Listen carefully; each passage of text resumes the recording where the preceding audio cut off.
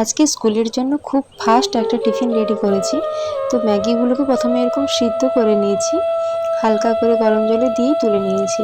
তারপরে একটা ডিম এখানে ঝুড়ি ঝুড়ি করে প্রথমে ভেজে রেখে দেবো।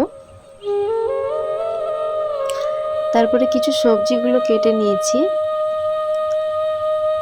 রিফাইন তেলটা একটু গরম হয়ে গেলেই সবজিগুলো দিয়ে দেবো।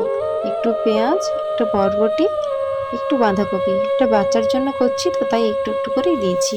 আর আমি একটা প্যাকেট ম্যাগি করব,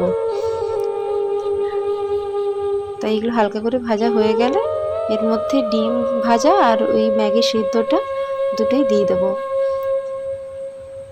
পরিমাণ মতো নুনটাও দিয়ে দিয়েছি এই সময়।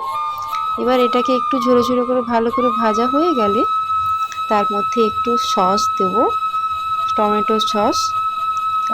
টমেটো সসটা এর মধ্যেই দিয়ে ভেজে নিলে একটু টেস্ট হয়, পরে আর দিয়ে খেতে হবে না। তাই এর মধ্যেই দিয়ে দিচ্ছি টমেটো সস। এটাকে দিয়ে ভালো করে মিক্সড করব, অনেকক্ষণ একটুখানি ভেজে নেব এটাকে দিয়ে। তারপর প্যাকেটেই যে মশলাটা আসে ওই মশলাটাই আমি এর মধ্যে দিয়ে দেবো, পুরো মশলাটাই দিয়ে দেবো।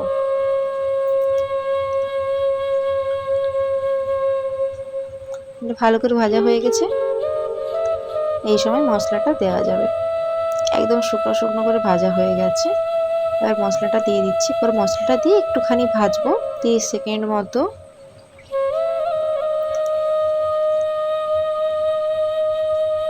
ব্যাস, এটা ভেজে নিলেই রেডি।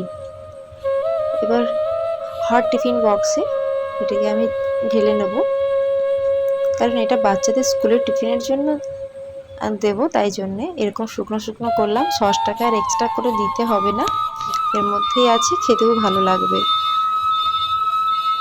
একটু শসাও দিয়ে দিয়েছি, টিফিন বক্সে ঢুকিয়েও দিয়েছি। তো আজকে এইটা ফার্স্ট টিফিন তৈরি করলাম, খুব তাড়াতাড়ি হয়েও যায় আর পেটটাও ভার থাকে।